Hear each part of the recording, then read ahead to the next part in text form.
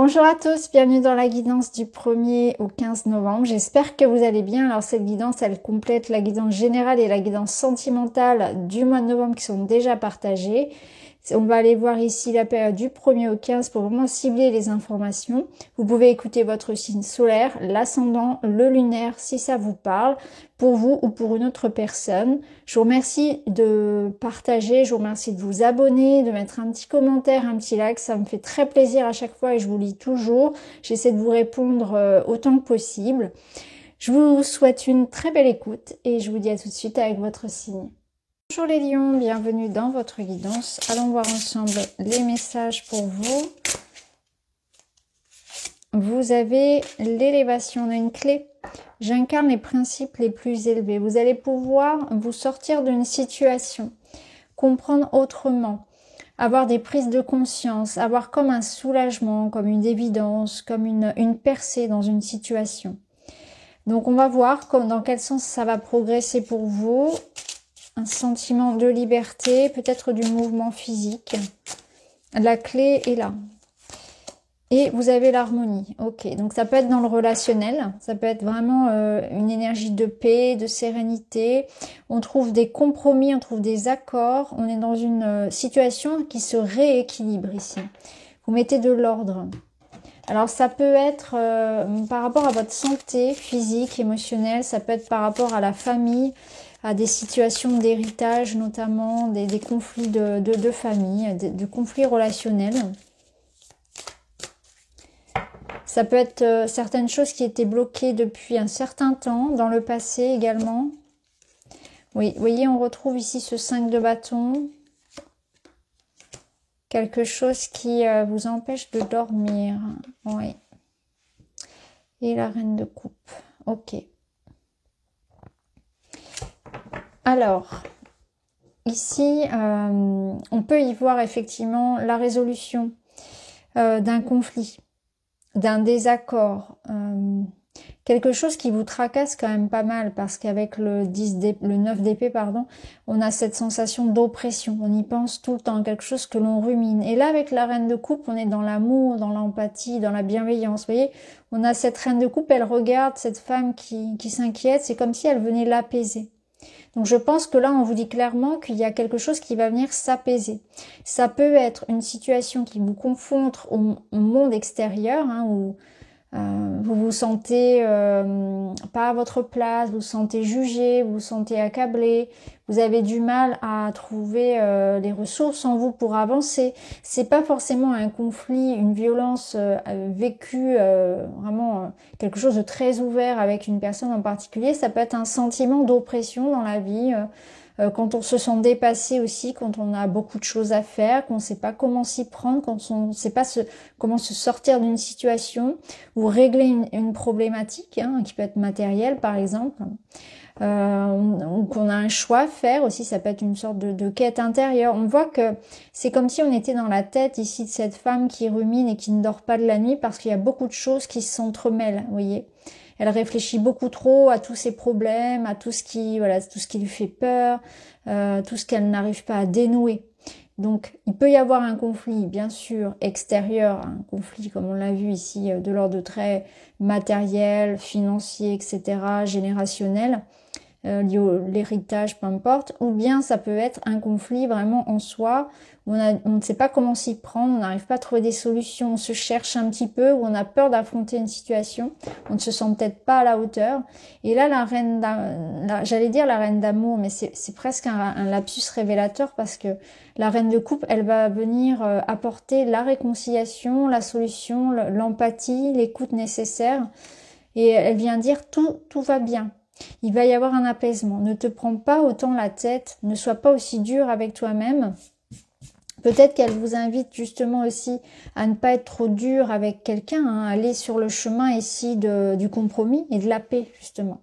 Ce qui est sûr, c'est qu'avec la clé en carte principale, on va y arriver. La clé et la reine de coupe ici, on va y arriver.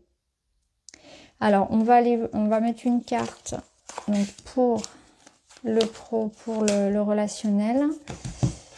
Oui, bah, vous voyez, on a le 3, on a le 3 d'épée qui ressort. On voit qu'il y a quelque chose qui vous a blessé, qui vous blesse, qu'on est en phase de guérison, qu'on est en phase d'amélioration par rapport à une situation qui fait mal. Alors.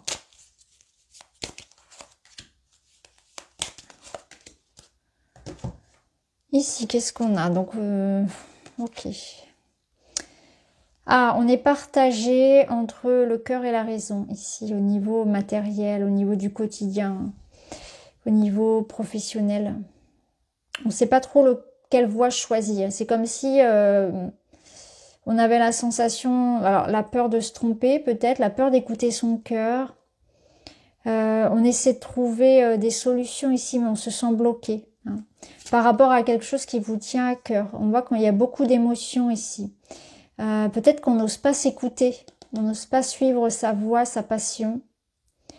Peut-être qu'il y a une situation ici qui manque d'empathie, d'écoute et d'amour. Hein. Ça peut être dans un domaine où on se sent effectivement pas validé, pas écouté, pas reconnu, hein, dans les efforts que l'on donne par exemple.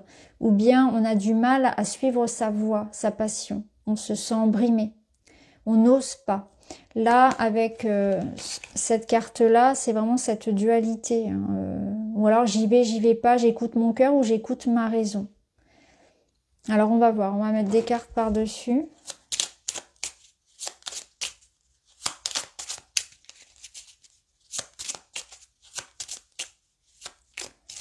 J'ai l'impression qu'on vous invite à écouter votre cœur, à écouter ce que vous ressentez vraiment profondément, ce qui est bon pour vous en fait. À vous écouter, à penser à vous préserver.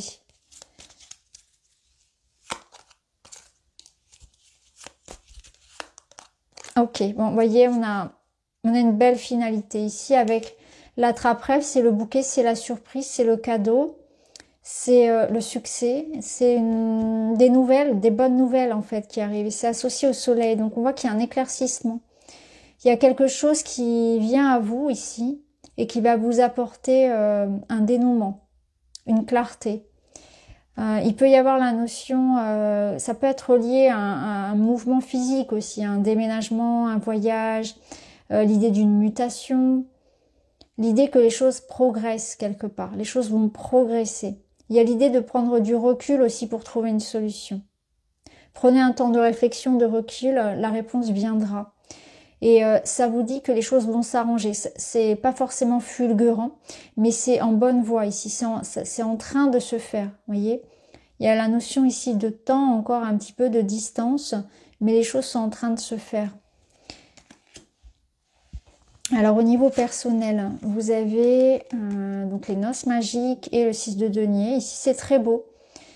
Il y a une carte ici alors on règle des dettes karmiques pour certains, donc on règle des conflits, effectivement. Il y a quelque chose ici qui d'un point de vue physique, relationnel se règle, mais ça avait un autre sens aussi sur un autre plan. Hein. C'est quand même quelque chose ici de très en lien avec des relations dites karmiques, où on se retrouve, on s'accorde, on se réconcilie. Il y a une forme de reconnaissance mutuelle, il y a un alignement. Ici, on est dans de la générosité, dans du partage, dans quelque chose qui se rééquilibre. Donc, on est sur un accord, sur un engagement. Donc, vous voyez, ça rejoint un petit peu cette harmonie qu'on avait ici. Donc, clairement, on vous dit, hein, il y a quelque chose qui va venir s'apaiser ici. La paix revient, l'engagement revient, la reconnaissance. Je vais remettre des cartes par-dessus. Il y a du soutien, il y a de l'amour.